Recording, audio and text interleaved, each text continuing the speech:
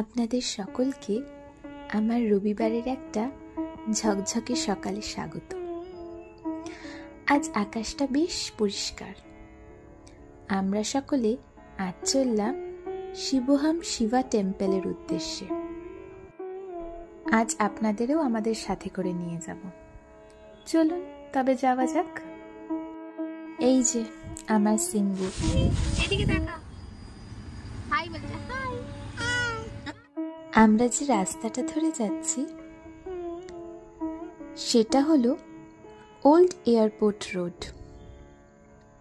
জানেন তো, এই রাস্তাটা না আমার ভারী পছন্দের। কেন বলুন তো? দেখুন চারিদিকটা কেমন সবুজে ভরা।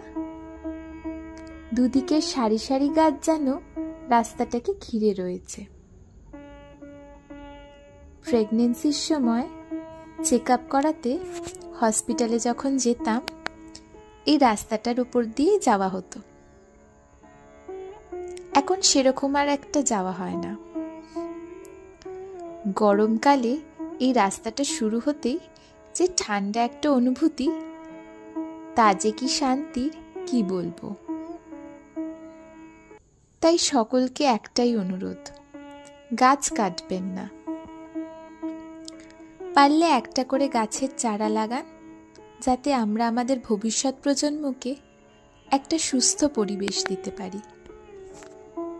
দাঁড়ান, আপনাদের বাদিকে একটা জিনিস দেখাই। ওই যে দেখুন, কমলা ও হলুদ রঙের ডাব। আমি এখানে আসার পর অনেক জায়গায় এরকম ডাব দেখেছি। ওয়েস্ট বেঙ্গলে এরকম ডাব খুব একটা দেখেছি বলে মনে পড়ে না। এই ডাবের স্বাদ কেমন তা আমার জানা নেই। কেউ যদি খেয়ে থাকেন জানাবেন কেমন খেতে। হ্যালো, সবাই চলো আমার সাথে।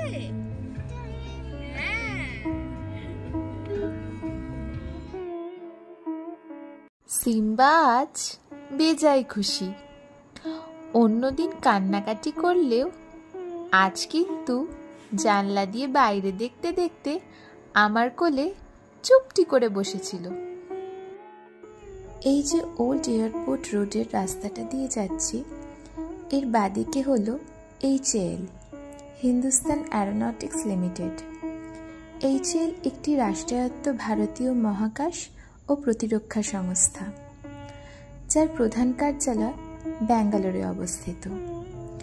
এই সংস্থাটি 23শে ডিসেম্বর 1940 সালে প্রতিষ্ঠিত হয় এবং এটি বিশ্বের অন্যতম প্রাচীন ও বৃহত্তম বিমান ও প্রতিরক্ষা প্রস্তুতকারক সংস্থাগুলোর একটি। HAL এর বর্তমানে 11টি নিবেদিত গবেষণা ও উন্নয়ন কেন্দ্র এবং 21টি উৎপাদন বিভাগ রয়েছে, যা ভারতের বিভিন্ন স্থানে বিস্তৃত 4টি উৎপাদন ইউনিটের অধীনে পরিচালিত হয়।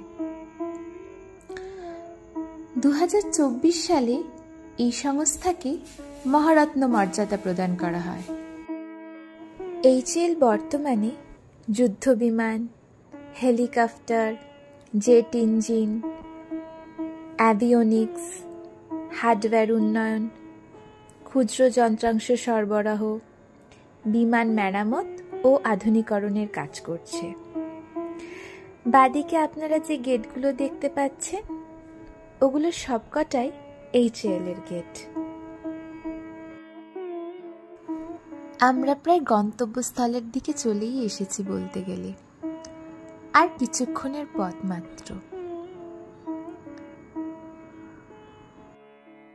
আপনারা ডান দিকে দূরে যেই Cloud9 বলে বিল্ডিংটা দেখছেন, ওটা হলো একটি হসপিটাল। ওখানেই সিম্বা হয়েছিল। আর এই Cloud9 হসপিটালের অপোজিটে হচ্ছে কেমফোর্ট মল, আর ঠিক তার পাশেই হচ্ছে এই মন্দিরটি। এই যে আমরা এই মন্দিরটিতেই ঢুকছি। শ্রাবণ মাস বলে কিনা জানি না, তবে আজ কিন্তু মন্দিরে বেশ ভিড় হয়েছিল। দাঁড়ান, আপনাদের একবার লাইনটা দেখাই, তাহলেই বুঝতে পারবেন। দেখতে পাচ্ছেন কেমন লাইন পড়েছে।